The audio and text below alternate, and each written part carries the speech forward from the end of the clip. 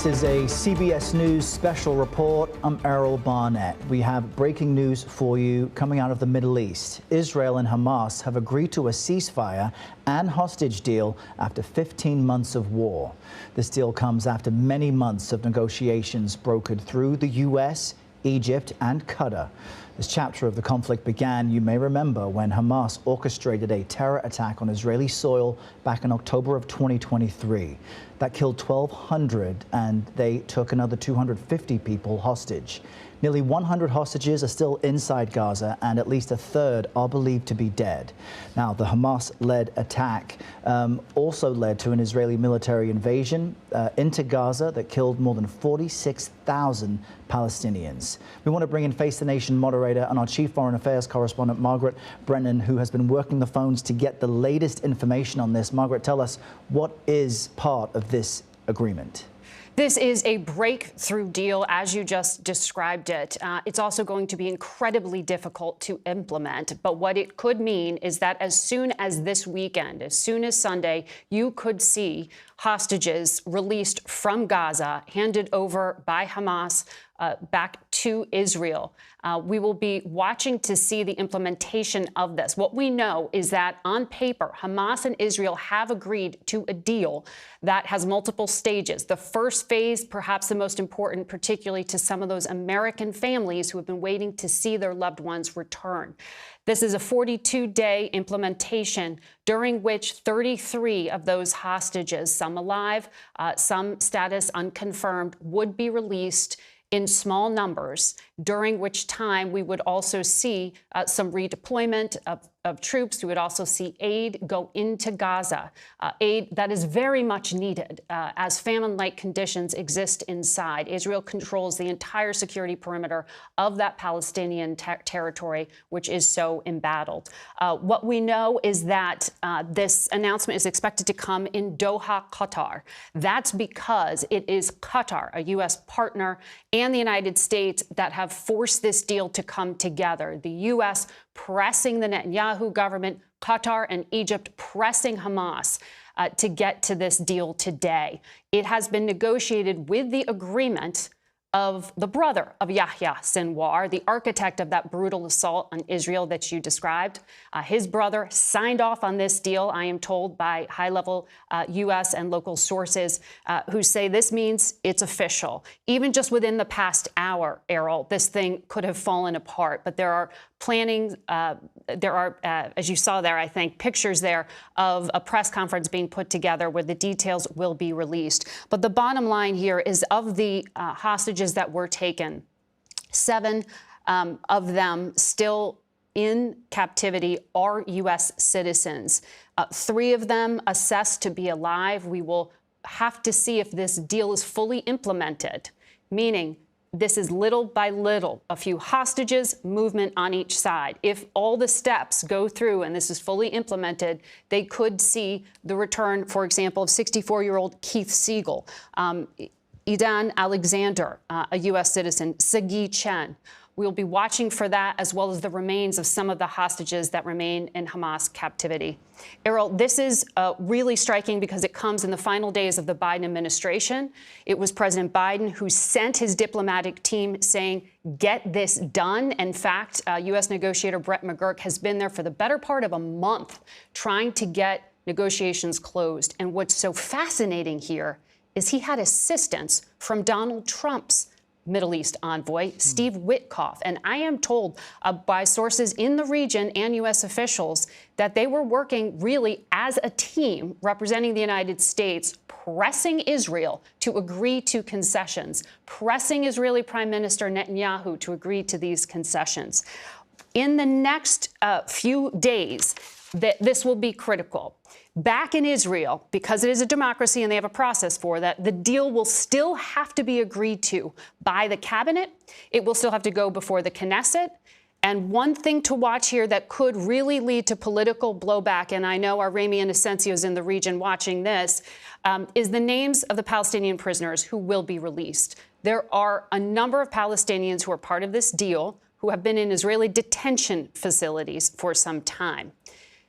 As their list of names is made public, we could see court cases challenging the release here. So there is a process here that could make this very difficult in just the next 48 hours. But the U.S. at this point believes they have gotten Israel and Hamas over the finish line here with the assistance of Qatar and Egypt. And for Joe Biden in the final days of his administration, this is the deal that he was really wanting to see to bring to end such an incredibly bloody war that has killed over 47,000 Palestinians in Gaza, that has upended the entire Middle East and also weakened one of the biggest adversaries of the United States in the Middle East, Iran. But we will be watching this carefully to see implementation follow through. But a big diplomatic win for him just to get to this point. Now we have to watch the implementation of it. Margaret Brennan laying out the headline here on a breakthrough ceasefire deal agreement between Israel and Hamas. And as you just laid out, Margaret, though, it is tenuous. 42 days of a ceasefire where we could see hostages released as early as this Sunday, but there are so many components to it. Stay close with us. We want to cross over now to CBS News foreign correspondent Ramy Inocencio. He's been on the ground covering this war from both sides since the beginning. He joins us from Tel Aviv. And I know, Ramy, you've been in contact with many relatives of hostages and other victims. I'm curious what they've been telling you lately, as we've been hearing that this deal could be imminent, and what you're hearing from them today. Errol, yes, that's right.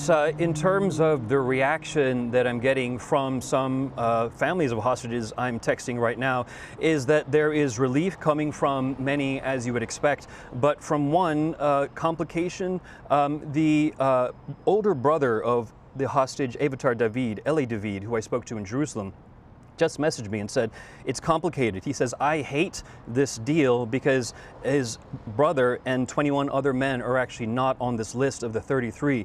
Of course, he is hoping that there's a comprehensive deal here, but this is showing the cynicism that people have been thinking about when it comes to Hamas in its dealings with Israel. The relief, no doubt, that many people are feeling here, mixed with, you would imagine, emotional torture, if you will, over the past 466 days, ever since the events of October 7, 2023. You can also imagine that this is not just one generation. We're talking generational trauma here, from hostages as young as 1-year-old to hostages as old as 85 years old. Another brother of another hostage, Michael Levy, talked about his brother Or Levy, who was abducted from the Nova Music Festival. You know, I asked him, how does he keep hope alive? He said that's the only thing that he can actually hold on to.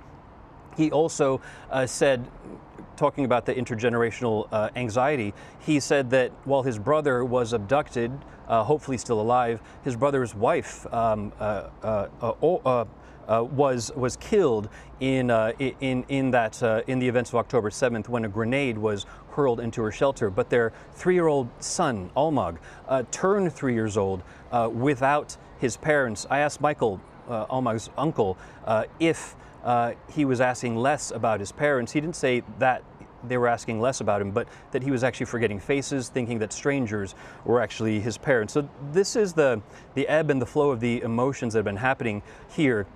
No doubt a lot of relief, but again, messaging with some of the hostage families right now, as one says, it's complicated because, of course, everyone wants to see all of their families, all of these hostages home immediately. And that's understandable. And Ramy, you made a point about these first 33. We understand, according to details from earlier today, that would include women, children, and older hostages. Margaret Brennan mentioned Keith Siegel among them. He's an Israeli American. CBS News spoke with his wife. I spoke with his wife, Aviva, months ago. She's 63 now. He's 64.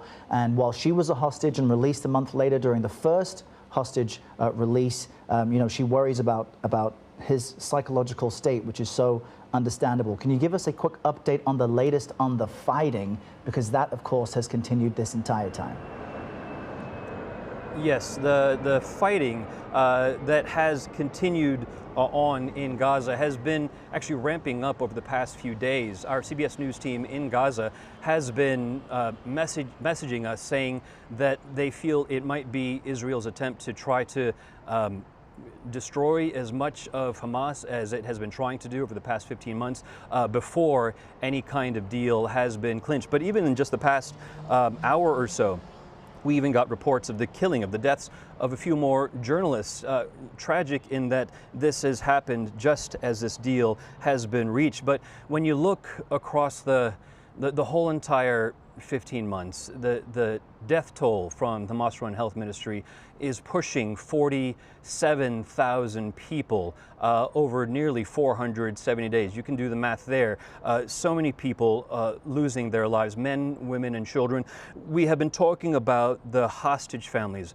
And to your question, it is so important to look across just miles south of where I'm standing here in Tel Aviv, with the devastation, with the destruction that you are seeing on your screens right now that have been continuing in Israel's avowed promise to destroy Hamas, still very much clearly intact as we see them very apparent in negotiations that have finally, as we see, come to the ceasefire right now. Rami Inocencio giving us the latest from Tel Aviv on this breaking news. Rami, thank you. And we are standing by for a press conference update of sorts out of Qatar. This Gulf nation helped mediate this deal. As soon as that happens, we'll bring you updates. But let's first cross to our CBS News national security contributor, Sam Vinograd. She served as former Assistant Secretary for Counterterrorism at the Department of Homeland Security. Sam, we understand this agreement, as significant as it is, will take place in phases. But what can you tell us about how we got here? Because it's not necessarily a slam dunk guarantee. We've almost gotten here before. We've been close to a deal, but over the 15 months since Hamas brutally attacked Israel, the negotiating positions of both parties have shifted.